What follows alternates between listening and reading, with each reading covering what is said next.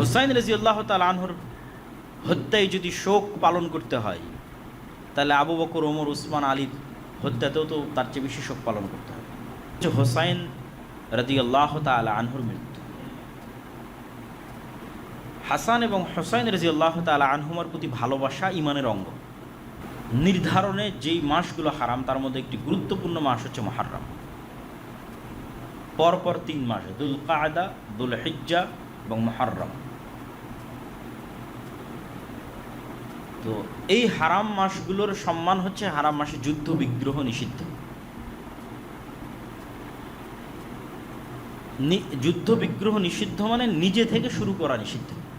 এটাই হারাম মাসের সম্মান, যে কোনো মুসলিম শাসক, কোনো মুসলিম খলিফা এই 4 মাসে নিজে থেকে যুদ্ধ স্টার্ট করতে পারবে না, বরং তার কোনো যুদ্ধ বন্ধ করার ক্ষমতা থাকলে বন্ধ করবে এই 4 মাসে। আর যদি যুদ্ধ চাপিয়ে দেওয়া হয়, তথা আমার উপর কেউ হামলা করতেছে, তখন তার কিছু করার নেই।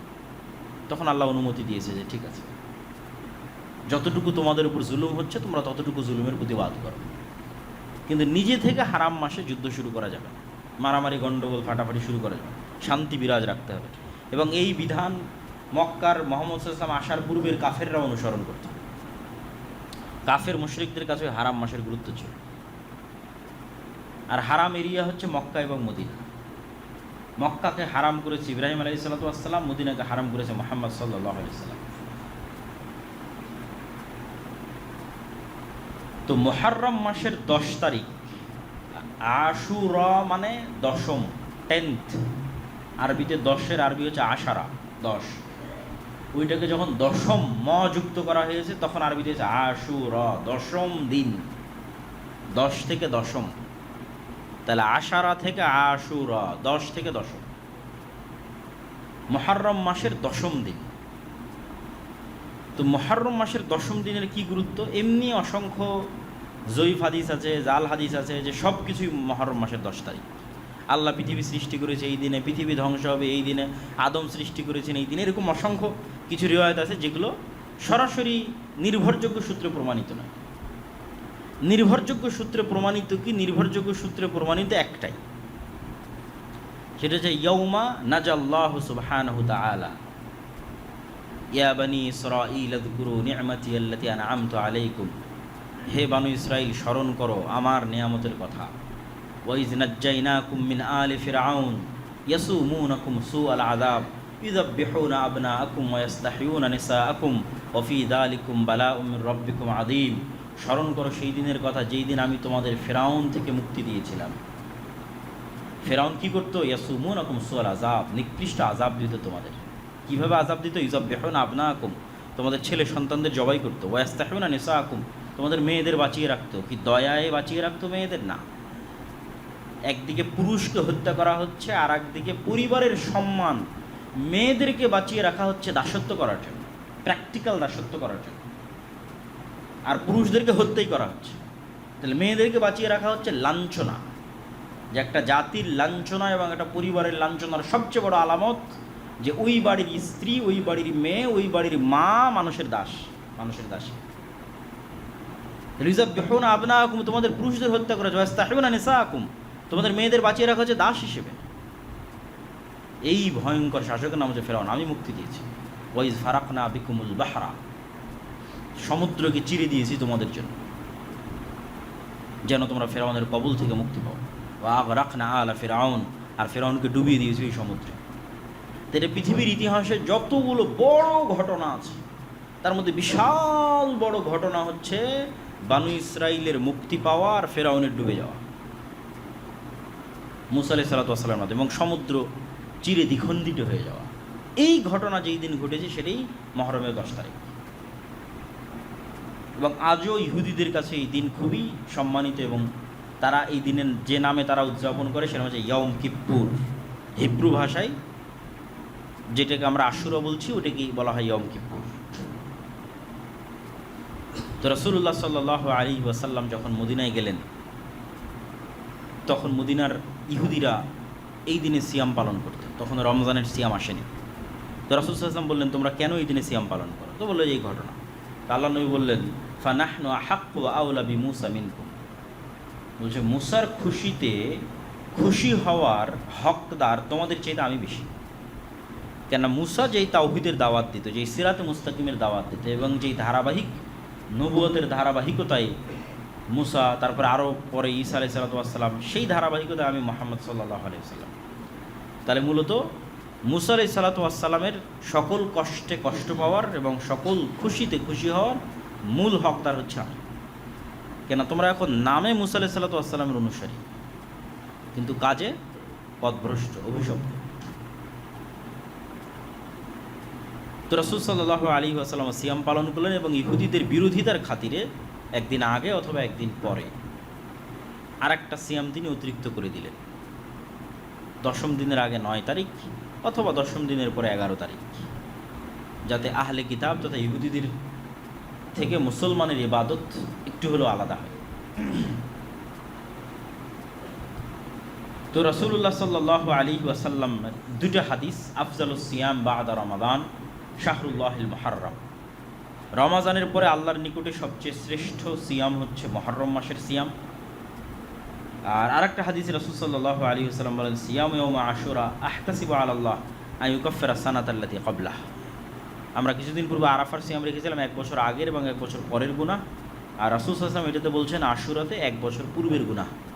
আল্লাহ সুবহানাহু ওয়া তাআলা আশুরার একদিন সিয়ামে মানুষের 1 বছরের পূর্বের গুনাহ ক্ষমা করে দেবেন।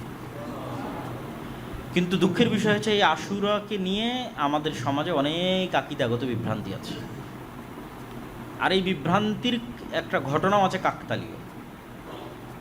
সেটি হচ্ছে হোসাইন রাদিয়াল্লাহু তাআলা আনহুর মৃত্যু। হাসান এবং হোসাইন রাদিয়াল্লাহু তাআলা আনহুমার প্রতি ভালোবাসা ঈমানের অঙ্গ, আলী রাদিয়াল্লাহু তাআলা আনহুর প্রতি ভালোবাসা ঈমানের অঙ্গ, সকল সাহাবীদের প্রতি ভালোবাসা ঈমানের অঙ্গ। আল্লাহর নবীর পরিবার পরিজনের প্রতি বিদ্বেষ পোষণ করা কাফের হওয়ার আলামত, মুনাফিক হওয়ার আলামত। কিন্তু মুহাম্মদ সাল্লাল্লাহু আলাইহি ওয়াসাল্লামকে যেমন যিশু খ্রিস্টের জায়গায় বসানো যাবে না, ঠিক তেমনি মুহাম্মদ সাল্লাল্লাহু আলাইহি ওয়াসাল্লামের কোনো সাহাবীকেও যিশু খ্রিস্টের জায়গায় বসানো যাবে না। যিশু খ্রিস্টকে তথা ঈসা আলাইহিস সালামকে খ্রিস্টানরা কোথায় বসিয়েছে? এমন উঁচুতে নিয়ে চলে গেছে যে সারা পৃথিবীর সব মানুষের গুনাহ নিয়ে ঈসা আলাইহিস সালাম মারা গেছে, নাউজুবিল্লাহ। এই জন্য ঈসা আলাইহিস সালামের মৃত্যুকে উদযাপন করা, কাছাকাছি ওই সেম থিওরিতে চলে গেছে একদল বিভ্রান্ত মুসলমান হোসাইন রাদিয়াল্লাহু তাআলা আনহুর মৃত্যুকে নিয়ে। অথচ হোসাইন রাদিয়াল্লাহু তাআলা আনহুর চেয়ে অবশ্যই শ্রেষ্ঠ আশারায়ে মুবাশশার বিল জান্নাহ, জান্নাতের সুসংবাদপ্রাপ্ত 10 জন সাহাবী। অন্তত তার নিজের পিতা আলী রাদিয়াল্লাহু তাআলা আনহু তো অবশ্যই শ্রেষ্ঠ। তো যারা জান্নাতের সুসংবাদ প্রাপ্ত এবং তাদের মধ্যে যে 4 জন খলিফা, তাদেরকেও অনেককেই হত্যা করা হয়েছে। ওমরকে হত্যা করা হয়েছে, ওসমানকে হত্যা করা হয়েছে রাদিয়াল্লাহু তাআলা আনহু। তাদের হত্যা উম্মতে মুহাম্মাদির জন্য যতটা ক্ষতিকর, ওই সময়ের জন্য যতটা ব্যথার, দুঃখের এবং কষ্টের ছিল, হোসেন রাদিয়াল্লাহু তাআলা আনহুর হত্যাও দুঃখের এবং কষ্টের, কিন্তু তুলনা করা সম্ভব নয়। তাহলে হোসাইন রাদিয়াল্লাহু তাআলা আনহুর হত্যায় যদি শোক পালন করতে হয়, তাহলে আবু বকর, ওমর, উসমান, আলীর হত্যাতেও তো তার চেয়ে বেশি শোক পালন করতে হবে, আর তার চেয়ে বেশি শোক পালন করতে হবে মুহাম্মদ সাল্লাল্লাহু আলাইহি ওয়াসাল্লামের মৃত্যুতে। কিন্তু ইসলাম তো শোকের ধর্মই নয়, ইসলাম শোকের দিন নয়। সর্বোচ্চ স্বামীর মৃত্যুতে মানুষ শোক পালন করতে পারে 4 মাস 10 দিন সর্বোচ্চ। সেখানে যুগ যুগ যাবৎ আমরা একটা বিভ্রান্ত আকীদাকে লালন করে, যেই দিনে মূলত মুসা আলাইহিস সালামের মুক্তিতে খুশি হয়ে সিয়াম পালন করার কথা, সেই দিনকে আমরা তাজিয়া মিছিল এবং বিভিন্ন কিছু, এবং আশুরা মুহররমকে, যেটা শরীয়তে ছিল, মানুষ জানেই না যে আশুরা মুহররম মানে মুসা আলাইহিস সালামের মুক্তি। সবাই জানে আশুরা মুহররম মানে হোসাইন রাদিয়াল্লাহু তাআলা আনহুর হত্যা। এইটা হচ্ছে পলিটিক্স। শিয়া এবং সুন্নিদের যে দ্বন্দ্ব, এটার শুরুটা পলিটিক্স থেকে। রাজনীতি থেকে। এবং গল্প বলাতে যেহেতু তারা বেশি এক্সপার্ট, উপন্যাস লিখতে বেশি এক্সপার্ট পারস্যরা, ফলত হৃদয় বিদারক এই গল্পকে অনেক হাইলাইট করে হৃদয় বিদারক অসংখ্য সাহিত্য তৈরি হয়েছে, বাংলাতেও অসংখ্য সাহিত্য তৈরি হয়েছে, এবং এটাকে একটা কালচারে রূপান্তর করা হয়েছে। এবং এটাকে শোক পালন, এই দিনে শোক পালন করাকে এবং নিজের উপর জুলুম করাকে ইবাদত বানানো হয়েছে, যেটার সাথে ইসলামের ন্যূনতম সম্পর্ক নেই। মানুষ নিজের গায়ে আঘাত করবে ছুরি দিয়ে, হাজার হাজার মানুষ রক্তাক্ত করবে নিজের মাথাকে, কষ্ট দিবে নিজেকে, এর সাথে ইসলামের ন্যূনতম সম্পর্ক নেই। এগুলো সম্পূর্ণরূপে হারাম। মানুষ নিজেকে কখনোই কষ্ট দিতে পারে না, ইসলামে নিষিদ্ধ। লা তুলকু আইদিকুম, তোমরা নিজেদেরকে তাহলুকা, স্বেচ্ছায় ধ্বংসের দিকে নিক্ষেপ করিও না, আল্লাহর আদেশ। এবং আত্মহত্যাও ইসলামে হারাম। এগুলো কাছাকাছি আত্মহত্যার মতো প্রবণতা।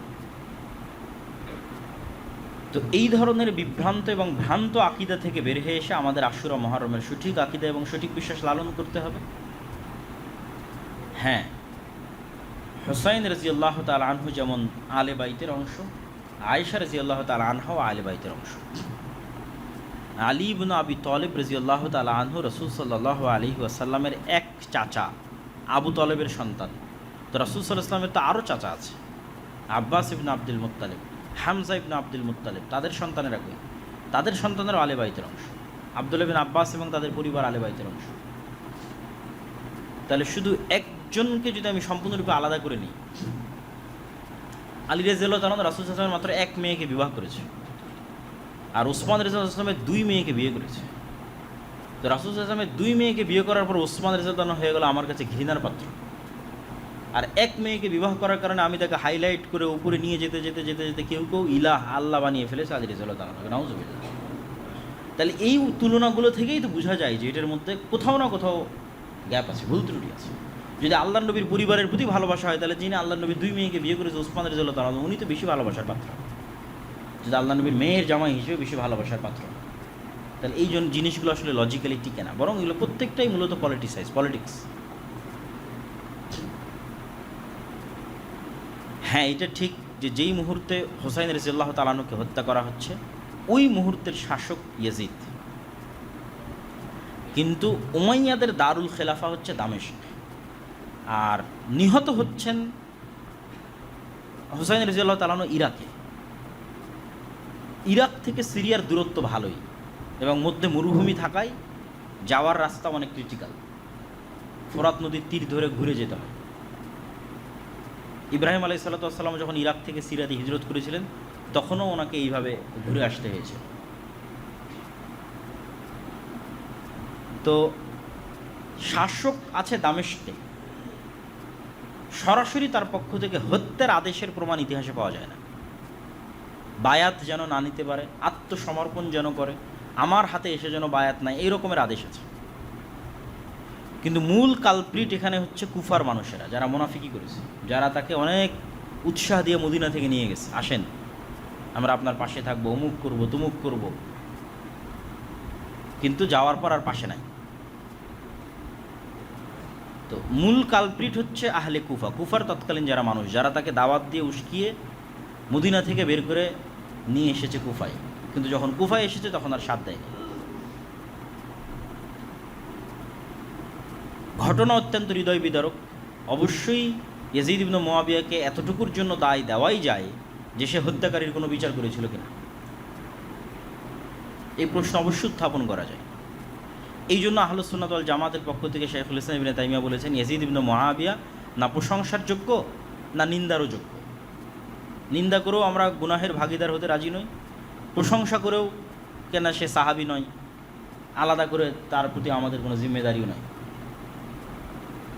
কিন্তু এইটার কারণে তার পিতা মুআবিয়া রাদিয়াল্লাহু তাআলা আনহুকে দায় দেওয়া, তখন তিনি পৃথিবীতে নাই, উনি অনেক আগে পৃথিবী থেকে চলে গেছেন। মুআবিয়া রাদিয়াল্লাহু তাআলা আনহু আরেক সাহাবীর সন্তান, যে হচ্ছে আবু সুফিয়ান, মুআবিয়া ইবনে আবি সুফিয়ান। আবু সুফিয়ান হচ্ছে আবু জাহালের পরে মক্কার কুরাইশদের নেতা। আবু সুফিয়ান রাদিয়াল্লাহু তাআলা আনহু মক্কা বিজয়ের সময় ইসলাম গ্রহণ করে।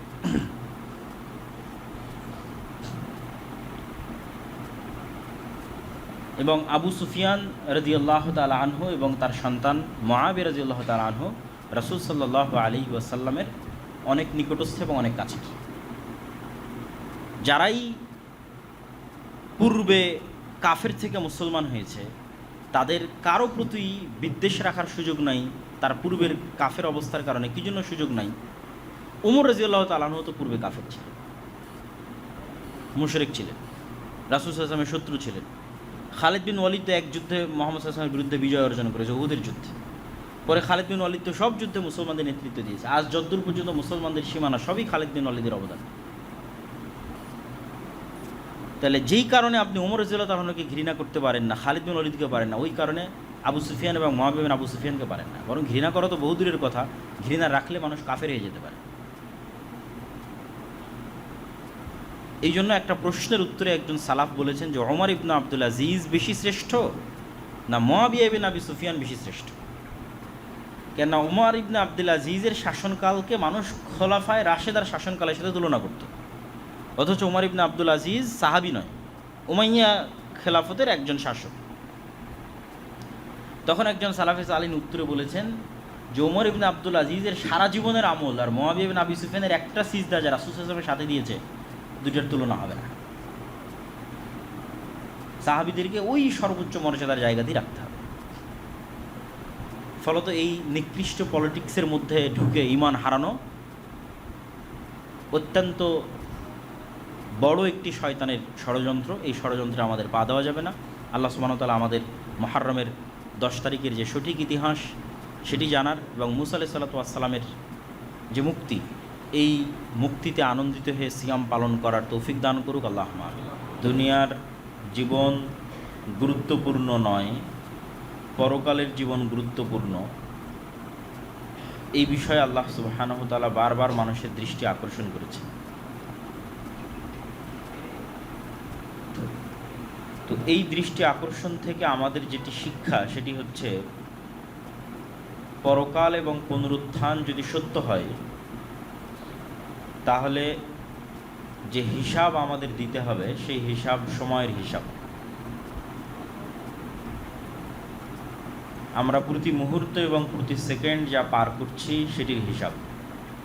যেমন আল্লাহ সুবহানাহু ওয়া তাআলা নিজে বলছেন, ইকতারাবা লিন-নাসি হিসাবুহুম, মানুষের হিসাবের সময় অতি নিকটে চলে এসেছে। ওয়াহুম ফি গাফলাতিম মুরিজুন, অথচ মানুষ অবহেলায় এবং খেলতামাশায় এই সময়গুলোকে পার করে দিচ্ছে। মানুষ মনে করছে যে এই জীবনটাই শেষ,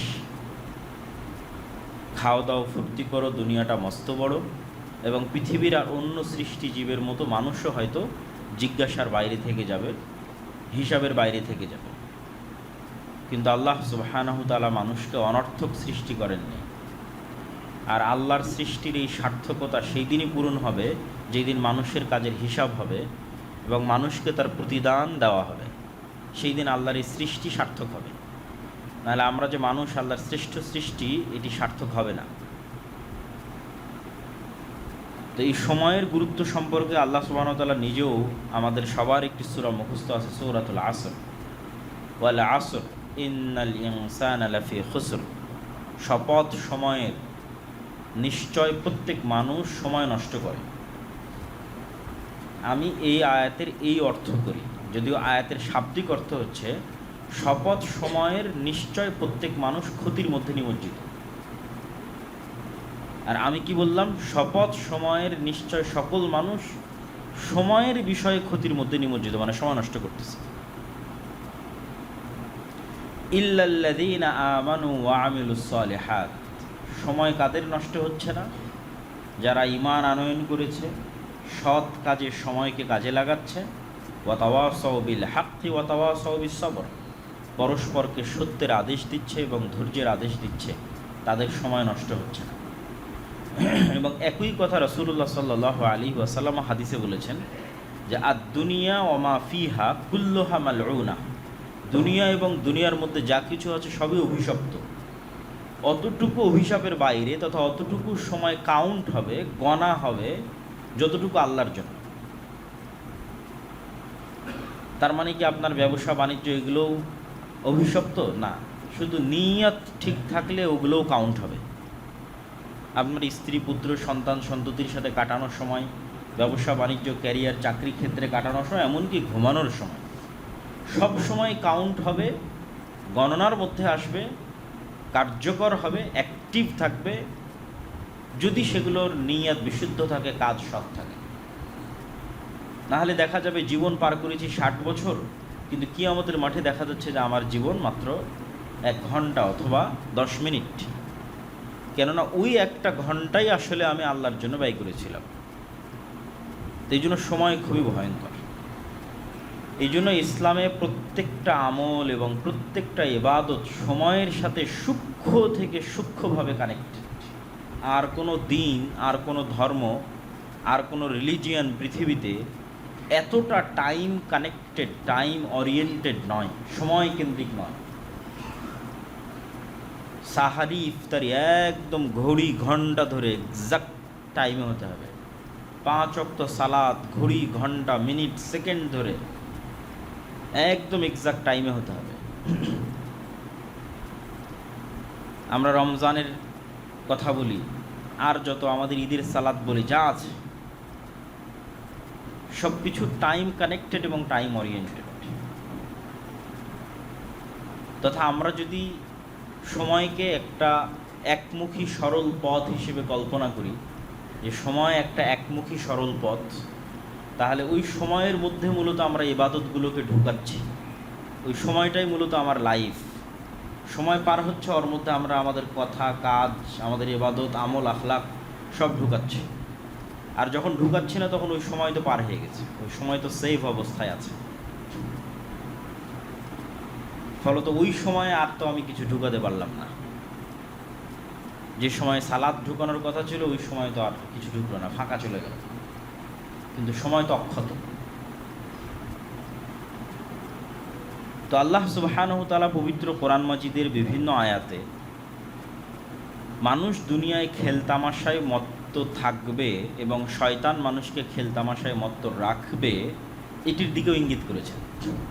মানুষের সময় নষ্ট করাবে, এটার দিকেও ইঙ্গিত করেছেন। যেমন আল্লাহ সুবহানাহু ওয়া তাআলা বলেন, ফাখালাফা মিন বা'দিহিম খালফুন। সূরা মারিয়ামে যেখানে আল্লাহ এই আয়াত বলছেন, এই আয়াতের পূর্বে অসংখ্য নবীর ধারাবাহিক সংক্ষিপ্ত জীবনী আছে। নূহ, হুদ, সালেহ, ইব্রাহিম, লূত, মূসা, ঈসা, অনেক নবীর নাম নিয়ে সংক্ষিপ্ত সংক্ষিপ্ত ধারাবাহিক জীবনীর পর এবার আল্লাহ বলছেন, ফাখালাফা মিন বা'দিহিম খালফুন। এদের পরে এমন প্রজন্ম আসলো, তথা প্রত্যেক নবীর পরে এদের পরে এমন প্রজন্ম আসলো, আদাউস সালাত, যারা সালাতকে নষ্ট করে দিল, সালাতের গুরুত্ব তাদের কাছে থাকলো না। ওয়াত্তাবাউশ শাহওয়াত, এবং নিজের মনের প্রবৃত্তির অনুসরণ করলো, আল্লাহর কথা শুনলো না। ফাসাউফা ইয়ালকাউনা গাইয়া, এরা ধ্বংস হয়ে যাবে, আযাব প্রাপ্ত, গজব প্রাপ্ত হবে। তো অতীতের উম্মতেরা যেমন আযাব এবং গজব প্রাপ্ত হয়েছে, এই উম্মত আযাব এবং গজব প্রাপ্ত হবে। আমরাও এই কাতারে আসবো, কারণ আমরা মুহাম্মদ সাল্লাল্লাহু আলাইহি ওয়াসাল্লামের পরে আসছি। তো মুহাম্মদ সাল্লাল্লাহু আলাইহি ওয়াসাল্লাম এবং তার সাহাবীরা সালাতের গুরুত্ব দিয়েছে, শাহওয়াতের অনুসরণ করেনি। কিন্তু আমরা যারা পরবর্তীতে অনুসরণ করতেছি 1400 বছর পর, আমাদের কাছে সালাত অবহেলিত এবং আমাদের মনের প্রবৃত্তি প্রাধান্যপ্রাপ্ত।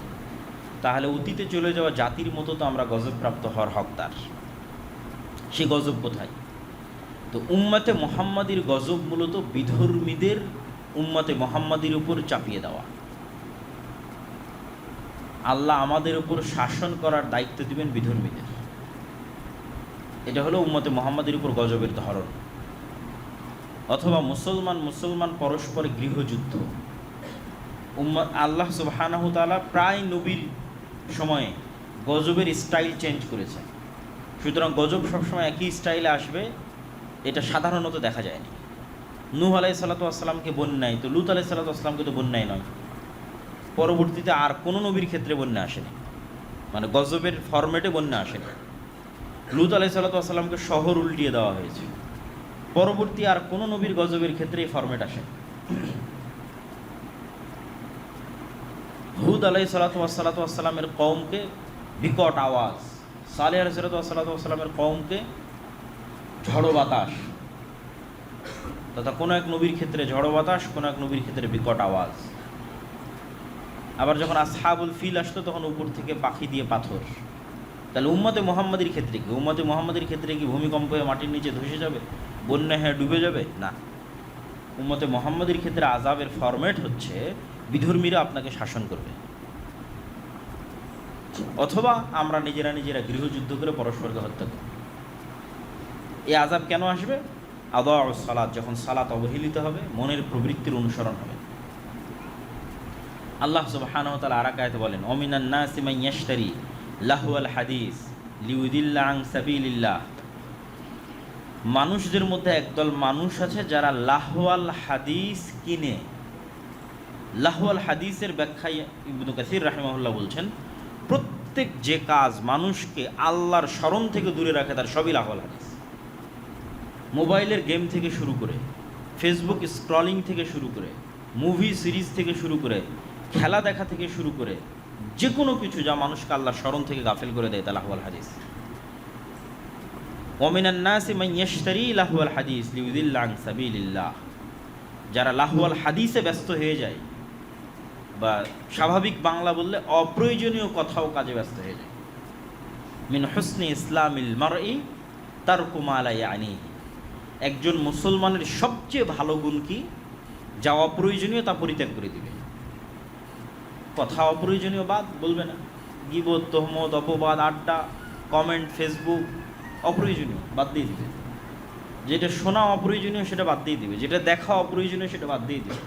পুরো জীবন হবে কি কেন্দ্রিক? পরকাল কেন্দ্রিক, যেটা সবচেয়ে গুরুত্বপূর্ণ। খায়রুন ওয়া আবকা, সর্বশ্রেষ্ঠ এবং চিরস্থায়ী। ওই জীবন তৈরিতে ফোকাস থাকবে, যে আমার পরকালীন জীবন আমি বিল্ড আপ করতেছি, তৈরি করতেছি। এখানে আরও একটা জিনিস আমরা এই আলোচনার সাথে সম্পৃক্ত করতে চাই, সেটি হচ্ছে মানুষ সৃষ্টির পিছনে আল্লাহর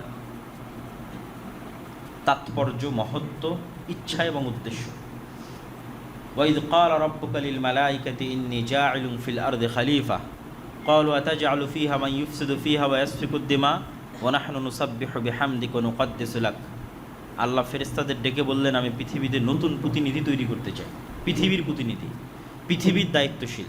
এতদিন পৃথিবীর প্রতিনিধি ছিল জিনেরা। তো ফেরেশতারা বললেন, আপনি পৃথিবীতে এমন দায়িত্বশীল পাঠাবেন যারা আবারও ফিতনা, ফাসাদ, রক্তপাত ঘটাবে, জিনদের মতো। আল্লাহ বললেন, অথচ আমরা আপনার তাসবিহ এবং তাহলিল পাঠ করছি। তাসবিহ এবং তাহলিল পাঠ তো আমরা করছি, তাহলে নতুন সৃষ্টির কি প্রয়োজন? আল্লাহ বললেন, আমি যা জানি তোমরা তা জানো না। তো তারপরের ঘটনা আপনাদের জানা, সেই ঘটনার সামারি কি? আল্লাহ সুবহানাহু ওয়া তাআলা মানুষকে জ্ঞান দিলেন, স্বাধীন ইচ্ছা শক্তি দিলেন। এই জ্ঞান আর এই স্বাধীন ইচ্ছা শক্তির মাধ্যমে মানুষ পৃথিবীর আর অন্য সকল সৃষ্টিজীব থেকে আলাদা হয়ে গেল। এটাই মানুষকে পশু থেকে আলাদা করে। মানুষ যদি শুধু খায়, ঘুমায় এবং খেলতামাশায় মত্ত থাকে, তাহলে ওই মানুষ এবং আর একটা পশুর মধ্যে কোনো পার্থক্য নাই। একটা গরু, একটা ছাগল, একটা কুকুর এবং একটা শৃগালের মধ্যে কোনো পার্থক্য নাই। পার্থক্য তখনই তৈরি হবে যখন আমরা এই আল্লাহর সৃষ্টি রহস্যকে মাথায় রাখব, যে জ্ঞান এবং স্বাধীন ইচ্ছা শক্তির মাধ্যমে মানুষ কুকুরের থেকে আলাদা, মানুষ শৃগালের থেকে আলাদা, গরুর থেকে আলাদা। কেন? মানুষকে জ্ঞান দেওয়া হয়েছে, স্বাধীন ইচ্ছা শক্তি দেওয়া হয়েছে। এই জ্ঞান এবং স্বাধীন ইচ্ছা শক্তিকে কাজে লাগিয়ে মানুষ সবচেয়ে নিকৃষ্ট হতে পারে, আবার এই জ্ঞান এবং স্বাধীন ইচ্ছা শক্তিকে কাজে লাগিয়ে মানুষ ফেরেশতাদের চেয়েও শ্রেষ্ঠ হতে পারে। জিনদের চাইতে, ফেরেশতাদের চাইতে, পৃথিবীর সকল সৃষ্টিজীবের চেয়ে শ্রেষ্ঠ হতে পারে, যখন সে আল্লাহ সুবহানাহু ওয়া তাআলার ওই দায়িত্বের সাথে নিজেকে অ্যালাই করে, যে আমি আসলেই আল্লাহ সুবহানাহু ওয়া তাআলা আমাকে পৃথিবীর দায়িত্ব দিয়েছে, আমি সেই দায়িত্বপ্রাপ্ত, আমার জীবনের একটা উদ্দেশ্য আছে। এবং এই দায়িত্বের সবচেয়ে বড় প্রমাণ কি? আল্লাহ সুবহানাহু ওয়া তাআলা আসমান এবং জমিন এবং তার মধ্যে যা কিছু আছে সব কিছুকে মানুষের অধীনস্থ করে দিয়েছে। সুবহানাল্লাযী সাখখারা লানা হাযা, আমাদের অধীনস্থ। আসমান বৃষ্টি বর্ষণ করে আমাদের জন্য, জমিন ফসল উৎপাদন করে আমাদের জন্য, নদী প্রবাহিত হয় আমাদের জন্য, মৌমাছি মধু সংগ্রহ করে আমাদের জন্য। আমাদের আশেপাশে যা আছে সব আমাদের সেবা এবং আমাদের খেদমতে নিয়োজিত। কেন? আমরা এই পৃথিবীর দায়িত্বশীল, পৃথিবীর দায়িত্বপ্রাপ্ত, পৃথিবীর নেতা। এই সব সৃষ্টি আমাদের কাছে আমানত। তো এই যে আল্লাহ সুবহানাহু ওয়া তাআলার মহৎ উদ্দেশ্য এবং তাৎপর্য, এইটার শত্রু হচ্ছে ইবলিস।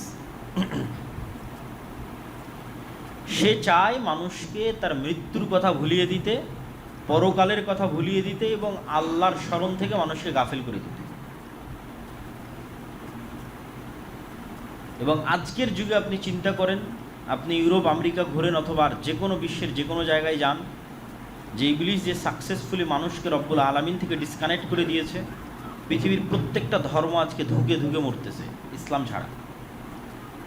কেউ যায় না চার্চে, কয়জন যায়?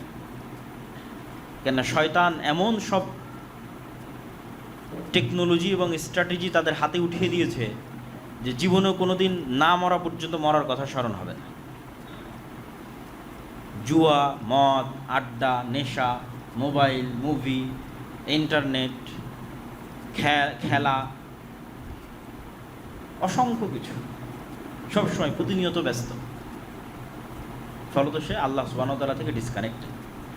একটু যদি কেউ আল্লাহ সুবহানাহু ওয়া তাআলার সাথে কানেক্টেড আছে, সেটা হচ্ছে মুসলমানেরাই আছে। কিন্তু দুঃখজনক হলেও সত্য যে আমরা এই জিনিসগুলোকে খুব লাইটলি, হালকা ভাবিনি, যে না ইসলাম এত কঠোর, বিশ্বকাপ খেলা দেখতে দিবে না, বিশ্বকাপ খেলার গল্প করতে দিবে না, একটা পতাকা ঝুলাতে দিবে না। এত কঠোর তো ইসলাম নয়। হুজুরেরা ইসলামকে এত কঠোর করেছে। কিন্তু আমরা হালাল হারামের প্রশ্নে যাচ্ছি না, আমরা যাচ্ছি মানুষের জীবনের লক্ষ্য এবং উদ্দেশ্য কী। মানুষের জীবনের লক্ষ্য উদ্দেশ্য কি একটা টিমের খেলার জেতায় হাততালি দেওয়া? মানুষের জীবনের লক্ষ্য উদ্দেশ্য কি জমি বিক্রি করে পতাকা টাঙানো?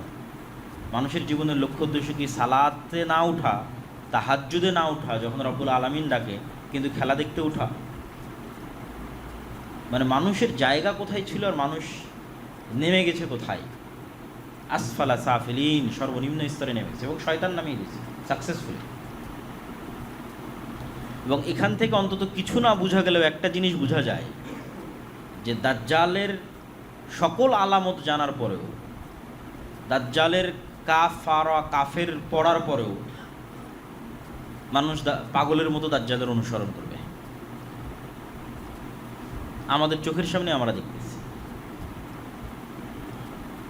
মানুষ যুক্তিতর্ক দিয়েই তো এই জিনিসগুলোকে নিজের জন্য, নিজের আনন্দ এবং উৎসবের জন্য কাজে লাগানোর চেষ্টা করতেছে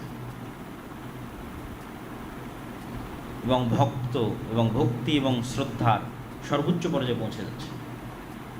এবং এটাই কিন্তু আমাদেরকে আমাদের গোলামির দিকে এগিয়ে নিয়ে যাচ্ছে, বা গোলামির রাস্তা আমাদের জন্য সামনে অবধারিত এই রকম প্রজন্মের জন্য। এবং আমি এই জন্যই বহু বক্তব্যে বলেছি যে উম্মতে মুহাম্মাদি এখন বানু ইসরাইলের যুগ অতিক্রম করতেছে। যেই বানু ইসরাইলের যুগের কথা আল্লাহ কোরআনে বারবার বলে রেখেছে, এত লম্বা সময় যাবৎ বানু ইসরাইলের ঘটনা বলার কি প্রয়োজন? মুহাম্মদ সাল্লাল্লাহু আলাইহি ওয়াসাল্লাম বলেছে উম্মতে মুহাম্মাদ একদিন বানু ইসরাইল হবে। আর আমার অ্যানালাইসিস যে এখন সেই যুগ অতিক্রম হচ্ছে। অবশ্যই আল্লাহর দয়া এবং আল্লাহর রহমতে মুসলমানেরা এই যুগ থেকে বের হবে, কিন্তু যুগ এখন ওটাই বানু ইসরাইলের যুগ। দেখবেন যে গাজারও আপনি এমন শিশু পাবেন, সৌদি, কুয়েত, কাতার, বাহরাইন, দুবাই তো পরিপূর্ণ, যাদের উপর বম নিক্ষেপ করে হত্যা করা হচ্ছে, তাদেরও পাবেন যে গায়ে গেঞ্জি দিয়ে আছে বিধর্মী কোনো খেলোয়াড়ের। ওই ভক্তি এবং ওই শ্রদ্ধা তাদের অন্তরে বিরাজ করছে এবং ওইটা নিয়েও ব্যস্ত আছে।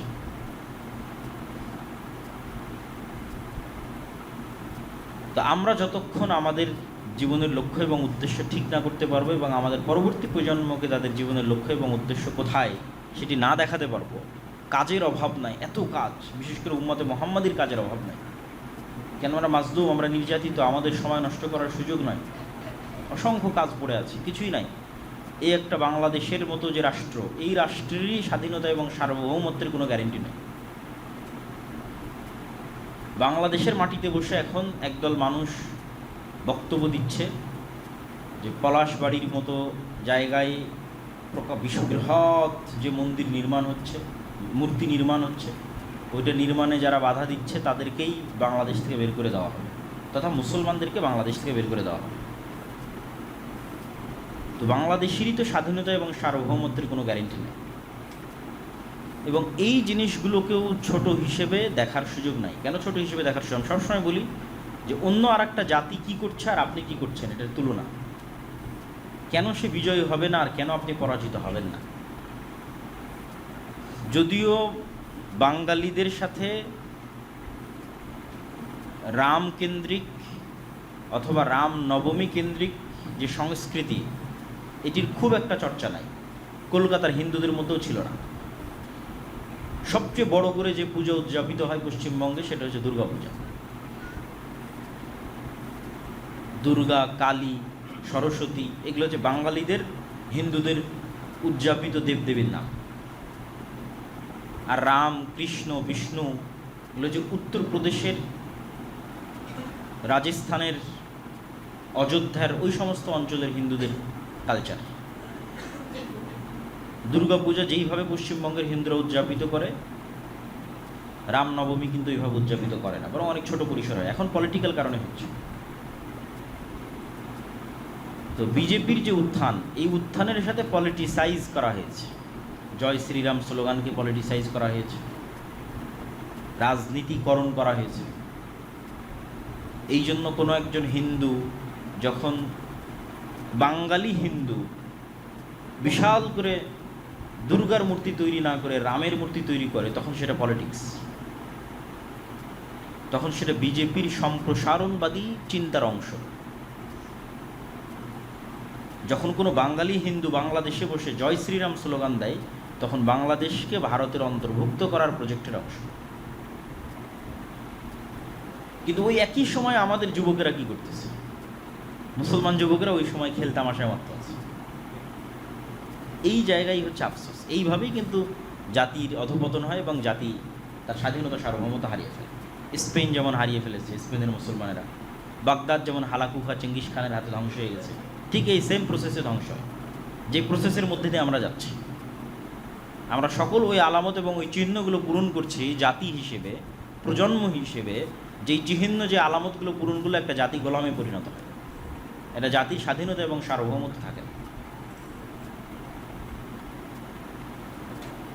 এবং এখানে এই পয়েন্টে আমাদের আরও একটা বিষয় মনে রাখতে হবে, যে মুসলমানেরাই সবচেয়ে বেশি আন্তরিক ছিল 47-এর পূর্বে, 1905-এর পূর্বে, যে উভয় বঙ্গ এক থাক এবং ভারত বা পাকিস্তানের অন্তর্ভুক্ত না হয়ে আলাদা রাষ্ট্র হোক। কিন্তু যারা কট্টর হিন্দুত্ববাদী বাঙালি ছিল, তারাই মূলত স্বদেশ আন্দোলনের নামে, আমার সোনার বাংলা গানের নামে, এবং তাদের মতো আর যত কবি এবং সাহিত্যিক আছে, তারা উভয় বাংলাকে এক রাখতে চেয়েছে, স্বাধীন হিসেবে নয়, ভারতের অধীনস্থ হিসেবে। তখনই শেরে বাংলা একে ফজলুল হক এবং হোসেন শহীদ সোহরাওয়ার্দী, তাদের মধ্যে শত মতভেদ থাকলেও তখন তারা সিদ্ধান্ত নিল যে না, এটা হলে আমরা আগে যে ডাবল কলোনির অধীনে ছিলাম, দুইটা কলোনি, একটা কলোনি ব্রিটিশ, আবার ব্রিটিশরা সব দায় দায়িত্ব দিয়ে রেখেছিল হিন্দু জমিদারদের, তাহলে আমরা হচ্ছে 3 নাম্বার। আমাদের উপরে দুইটা কলোনির স্তর আছে, আমাদের উপরে আছে হিন্দু জমিদাররা, তার উপরে আছে ব্রিটিশ ইংরেজরা। এই দুইটা কলোনির বিরুদ্ধে ফাইট করেছে আমাদের বাপদাদারা 190 বছর, যখন আমাদের জমি জায়গারও স্বীকৃতি ছিল না। 1905 সালে কম দুঃখে এই বঙ্গের মুসলমানেরা বাংলাকে আলাদা করার জন্য আন্দোলন করে। তাহলে 1947 নয়, তারও আগে এই বাংলার মুসলমানেরা চিন্তা করেছিল যে না, আমরা হিন্দুদের সাথে থাকতে পারবো না, এদের সাথে আমাদের পক্ষে থাকা সম্ভব নয়, থাকলে মাজলুম অবস্থায় থাকতে হবে। সুতরাং বাঙালি পরিচয়ের নামে, কলকাতার বাঙালি সংস্কৃতির নামে যে উভয় বাংলাকে এক করার একটা প্রবণতা, এইটা আমাদের বাপদাদাদের 190 বছর যে দুইটা কলোনির বিরুদ্ধে তারা লড়াই করেছে, হিন্দু জমিদারদের বিরুদ্ধে এবং ব্রিটিশ ইংরেজদের বিরুদ্ধে, তার বিরুদ্ধে অবস্থান। এবং এটা গভীর ষড়যন্ত্র। তো এই ষড়যন্ত্রের মোকাবেলা আপনি জ্ঞান, পড়াশোনা, যুক্তি তর্ক, সচেতনতা এগুলো ছাড়া করতে পারবেন না। আর যত সময় নষ্ট এবং অকাজে আমাদের সময় ব্যয় হবে, অকাজে আমাদের অর্থ এবং শ্রম ব্যয় হবে, তত আমরা আমাদের এই জায়গাগুলো হারিয়ে ফেলব। যেই জায়গায় ইহুদিরা এগিয়ে আছে, যেই জায়গায় হিন্দুরা এগিয়ে আছে পথভ্রষ্ট হওয়ার পর, সেই জায়গায় সত্য এবং সঠিক পথে থাকার পরও মুসলমানেরা শুধু শয়তানের প্ররোচনায় পা দিয়ে পিছিয়ে পড়ছে। এখানে আর দু একটা হাদিস বলে আমার এই পয়েন্টের আলোচনা শেষ করব।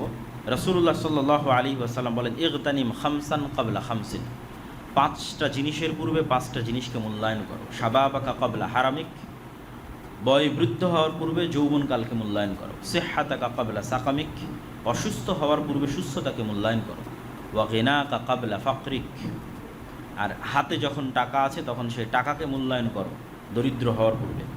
ওয়া ফারাগাকা ক্বাবলা শুগলিক, আর ব্যস্ত হওয়ার পূর্বে হাতে যে ফাঁকা সময় আছে, অবসর সময় আছে, এটাকে মূল্যায়ন করো। ওয়া হায়াতাকা ক্বাবলা মাউতিক, আর মৃত্যু আসার পূর্বে জীবনকে মূল্যায়ন করো।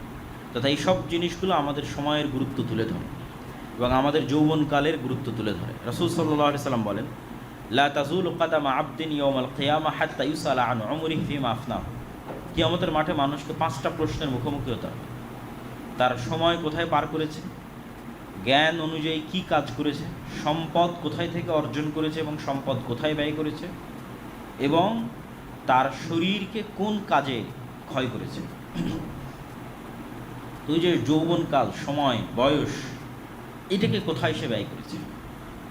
তো সময়ের প্রশ্নে মানুষকে জবাবদিহিতার মুখোমুখি হতেই হবে।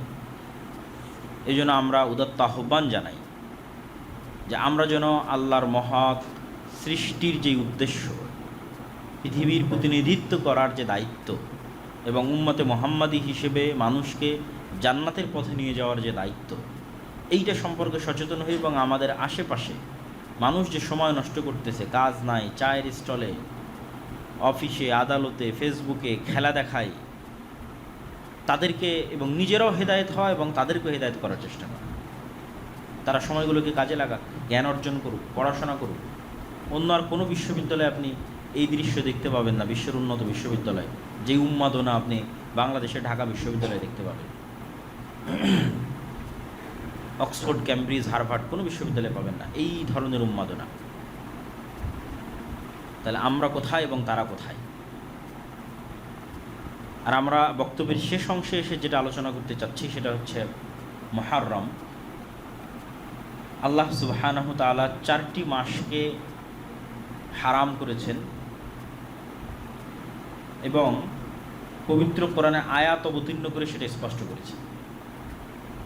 ইন্না ইদ্দাতা শুহুরি ইনদাল্লাহ 12 শাহরান ফি কিতাবিল্লাহ, যেই দিন থেকে আল্লাহ আসমান এবং জমিন সৃষ্টি করেছেন ওই দিন থেকে আল্লাহর গণনায় মাস হচ্ছে 12টি। যেই দিন থেকে আল্লাহ আসমান এবং জমিন সৃষ্টি করেছেন ওই দিন থেকে লাউহে মাহফুজে আল্লাহ সুবহানাহু তাআলার গণনায় মাস 12টি। অর্থাৎ 12 মাস মানুষের আবিষ্কার নয়, আল্লাহর নির্ধারণ। পৃথিবী যেদিন থেকে সৃষ্টি হয়েছে সেই দিন থেকে।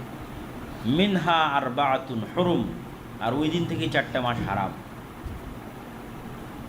হারাম শব্দের অর্থ হচ্ছে রেস্ট্রিক্টেড, নিষিদ্ধ। অনেক সময় কোনো কিছু নিষিদ্ধ হয় নিকৃষ্টতার কারণে, আর অনেক সময় কোনো কিছু নিষিদ্ধ হয় সম্মানের কারণে। নিষিদ্ধ মানে নিকৃষ্টতা নয়, কখনো নিষিদ্ধ হয়েছে সম্মানের কারণে। যেমন আপনারা বলেন যে মাহরাম, মেয়ের সাথে মাহরাম যেতে হবে। মাহরাম মানেও কিন্তু হারাম। কি হারাম? ওই মেয়ের সাথে যার বিবাহ হারাম সে তার মাহরাম। যেমন মেয়ের সাথে তার পিতার বিবাহ হারাম, নিষিদ্ধ। তো এই নিষিদ্ধ মানে একজন আরেকজনের জন্য নিকৃষ্ট না। হারাম কখনো নিকৃষ্টতার কারণে এবং কখনো সম্মানের কারণে। তাহলে ঠিক তেমনি সম্মানের কারণে হারাম কি? প্রাইম মিনিস্টার যে এরিয়ায় আছে, সংসদ ভবন যে এরিয়া আছে, রেস্ট্রিক্টেড এরিয়া, ক্যান্টনমেন্ট যে এরিয়া আছে, নিকৃষ্ট হওয়ার কারণে রেস্ট্রিক্টেড না, অনেক দামি হওয়ার কারণে রেস্ট্রিক্টেড। অনেক দামি ভিআইপি পার্সনরা সেখানে আছে, রাষ্ট্রের গুরুত্বপূর্ণ দামি জিনিস রেস্ট্রিক্টেড, নিষিদ্ধ। তো এইরকমই আল্লাহ সুবহানাহু তাআলার বিধানে কিছু শহর হারাম, কিছু এলাকা হারাম, কিছু মাস হারাম।